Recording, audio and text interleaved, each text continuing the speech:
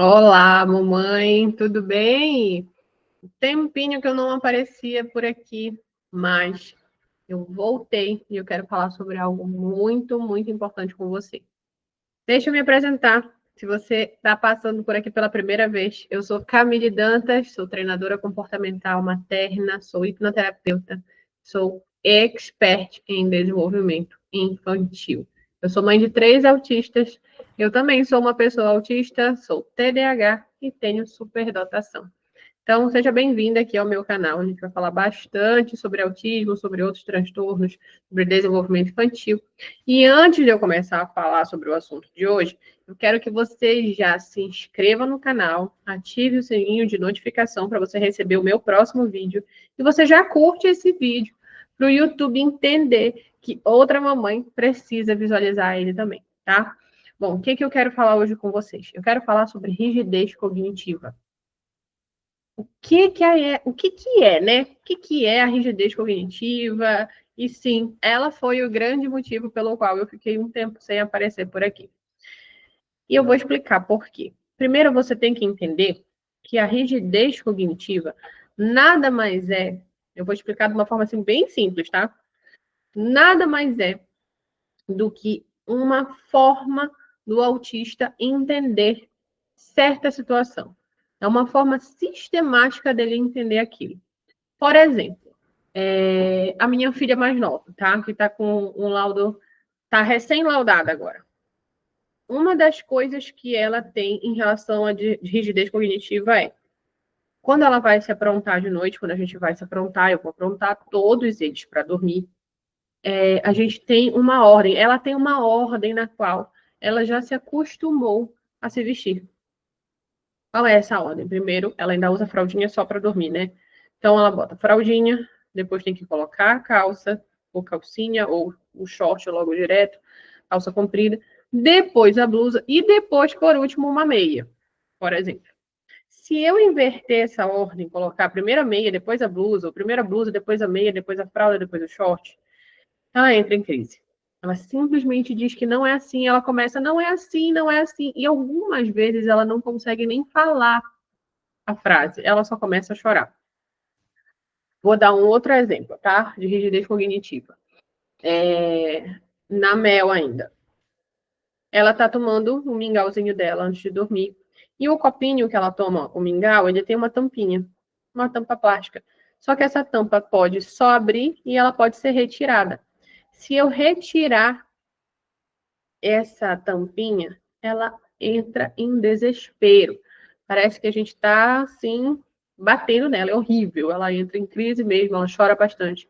E isso não é por birra, não é por maldade, não é porque a criança está tentando te testar, não. É porque a criança autista, ela já tem na mente dela uma forma sistemática, já é um passo a passo. Se o passo a passo está sendo de forma diferente, ela vai sofrer alterações sensoriais e emocionais em relação àquilo, tá? Então, pensem assim, todas as palavras, todas as vezes que vocês verem essa palavra cognição, ela está ligada à compreensão, a entendimento, a adquirir conhecimento de algo.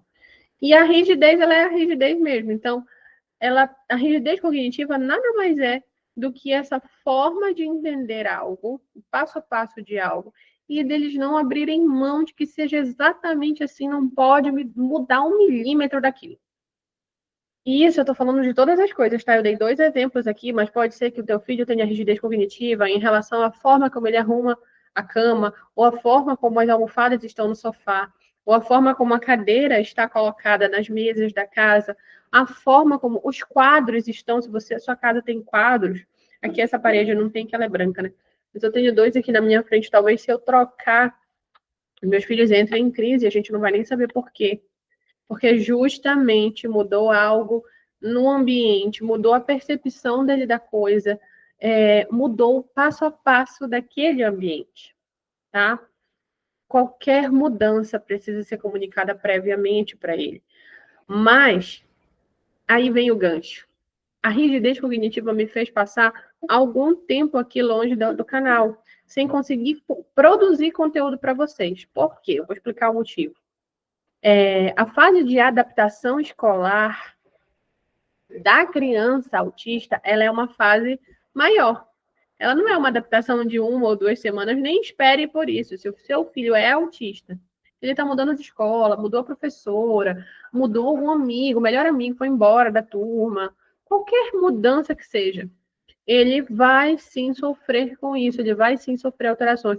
Mudou a sala, mudou o tipo de cadeira, o ar-condicionado quebrou, tiveram que mudar. Mudou a rotina dos dias, teve feriado no meio da semana, ou então teve uma reunião no meio da semana e no turno que ele ia ter aula, não teve aula, porque a reunião foi no outro turno, contraturno, qualquer coisa dessa, qualquer mudança da rotina vai afetar a rigidez cognitiva para eles. As crianças de nível 1 de suporte, muitas vezes elas entendem melhor. É mais ou menos assim.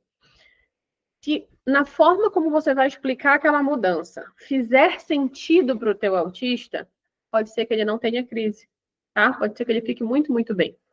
Mas pode ser que não faça sentido nenhum para ele aquilo. Talvez não faça sentido nenhum para ele. Por exemplo, que ele vai ter que tomar banho, depois ele vai jantar e depois ele vai dormir, porque todo dia ele faz o contrário. Uma vez o meu filho do meio, que sempre foi nível 1 de suporte, tá? O Daniel sempre foi nível 1 de suporte. Ele nunca mudou de nível, tá? Ele sempre foi muito independente, mesmo quando ele era muito menor, eu já vi uma independência muito maior dele, tá? Uma não necessidade de tanto suporte quanto o João. E agora, graças a Deus, o João já é nível 2 de suporte. Graças a Deus, foi uma vitória. E mesmo para um nível 2 de suporte, tá? Quando muda alguma coisa, é complexo demais. E aí, voltando, né, o Daniel, uma vez a gente segue essa rotina de jantar, tomar banho, dormir. Uma vez, por algum momento, algum motivo, não me lembro agora o certo qual foi, eu precisei dar primeiro o banho dele. E aí ele começou a chorar na hora do banho. E ele, quando chora, parece assim que ele tá de coração partido. Dá muita dó, sabe? E eu disse assim, meu filho, o que está acontecendo? Até ele conseguir me explicar. Aí eu pedi para ele primeiro acalmar. Eu disse, meu filho, o que está acontecendo? Aí ele continua chorando muito. Eu disse, tá bom, vamos fazer o seguinte, vamos se acalmar. Você vai respirar fundo, cheire a sua florzinha, vamos lá. Tira a flor, sopra a vela. Tira a flor, sopra a vela. Ele acalmou. E no que ele acalmou, ele conseguiu dizer assim, você vai me deixar dormir com fome. E aí foi muito engraçado, por quê? Porque na cabeça dele, por ele ter tomado banho primeiro, eu ia deixá-lo com fome. E não era nada disso que ia acontecer. Aí eu tive que explicar, meu filho, olha, hoje, pelo motivo tal, aí eu expliquei que agora realmente eu não lembro, pelo motivo tal, você vai tomar banho agora, você vai jantar, tá? A sua comida já está esquentando. E aí depois você vem aqui, escova o dente e dorme. Escova o dente, lava a mão, lava o rosto para sair o cheiro da comida e aí você dorme, tá? Você jamais vai dormir com fome. A mamãe nunca vai te deixar dormir com fome. E aí ele disse assim para mim: "Você promete, mamãe?" Eu disse: "Eu prometo, para sempre." Aí ele ficou calmo, ficou tranquilo. Mas imagina só, ele que é um autista nível 1, teve uma problemática ali na situação que ele não entendeu o que estava acontecendo, porque para ele precisava primeiro comer, depois tomar banho, para depois dormir, tá? Que já era a rotina dele. Houve uma quebra de rotina. Então, quando eu fiquei esses dias todos sem aparecer por aqui pelo canal, e até lá nas minhas redes sociais não estava aparecendo muito, foi por conta de vários feriados, quebra de rotina e crise. E eu sempre preciso estar mais introspectiva nesse momento, por quê? Porque eu tenho todas as demandas deles, tá? Deles três, mas eu também preciso me autorregular. Então, quando eles têm uma demanda assim, diferente, quando muda para eles, não é nem questão de que eu tenha muita rigidez cognitiva com as coisas, a questão é que eu fico em shutdown. Eu vou fazer um outro vídeo para explicar essa palavrinha para vocês, tá? Mas eu também preciso me autorregular. Eu também preciso estar bem para estar aqui com vocês, para produzir um conteúdo de valor, tá? Então, mamães, vocês que estão me ouvindo agora, você, mamãe, que tem um filho atípico, um filho autista ou TDAH, sim, eles também têm rigidez cognitiva, não é tão forte como o autismo, geralmente é mais ali detalhada para o hiperfoco deles. Mas você que tem um filho atípico, sofre com a rigidez cognitiva, sim, existe luz no fim do túnel para você, tá? O que eu ensino muito para as mães lá da minha escola, da Eden?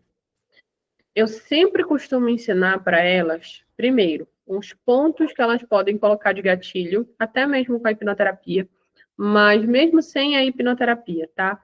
Eu ensino o que elas precisam ancorar, como elas podem fazer as técnicas de ancoragem para que a criança primeiro se acalme. Viu o que eu fiz com o Daniel? Como eu acabei de explicar para vocês. Mas cada criança se acalma de uma forma diferente, tá? Tem criança que gosta muito de ser abraçada, tem criança que prefere só respirar e não quer que ninguém encoste nela. Então, existe um passo a passo correto para você fazer com a sua criança. Existe uma forma de você descobrir como teu filho precisa ser acolhido. O Daniel, como ele é o meu filho, que eu digo assim, ele é extremamente prestativo, tá? Sanguíneo, sanguíneo, sanguíneo, personalidade extremamente alegre. Ele também é muito emotivo, ele também puxa para o ladinho mais melancólico. E aí, a linguagem de amor dele prevalece muito na hora da crise. E qual é a linguagem de amor? Ele dá amor em atos de serviço e ele recebe amor em palavras de afirmação. Então, naquele momento, eu dificilmente encosto nele, porque ele vai se sentir, no momento que ele está em crise, ele vai se sentir extremamente agredido se eu encostar nele. Por mais que eu queira encostar para dar abraço, para tá tudo bem, não. Ele não vai se sentir bem dessa forma, tá? Então, existe, assim, uma forma de você descobrir qual é a personalidade do teu filho. Camille, mas meu filho é autista, ele tem tudo isso, ele tem linguagem de amor, de perdão? Tem. Existe uma forma para você descobrir isso. E é isso que eu também ensino lá na escola, tá? Se você quiser aprender, eu vou deixar aqui o link para você entrar na escola, se inscrever. Se inscreve ainda hoje, que a gente consegue bater um papo ainda essa semana, tá bom? E aí, mamãe, você que precisa dessa ajuda, precisa desse apoio, precisa desse conhecimento, isso vai fazer completamente diferença na tua vida, na tua rotina com a tua criança, tá? Camille, as mães que não são atípicas, elas também podem ser tuas alunas lá na EDE, como não só podem, como devem, tá? Não só para a gente falar de um mundo atípico de uma forma natural, porque ele está acontecendo. O mundo está se tornando cada vez mais atípico, a verdade é essa.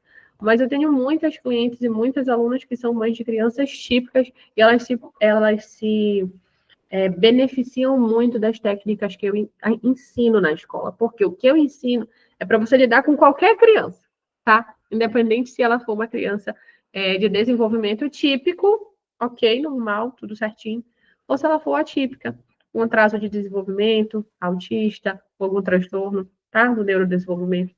Então, a Eden é para qualquer mamãe. E é isso, minhas queridas. Eu espero que vocês tenham gostado do conteúdo de hoje. Mais uma vez, não se esqueçam de se inscrever no canal, ativar o sininho da notificação para receber o próximo vídeo, curtir esse vídeo e compartilhar. Compartilha ele com pelo menos 2 mamães. Vamos crescer essa rede de apoio por aqui.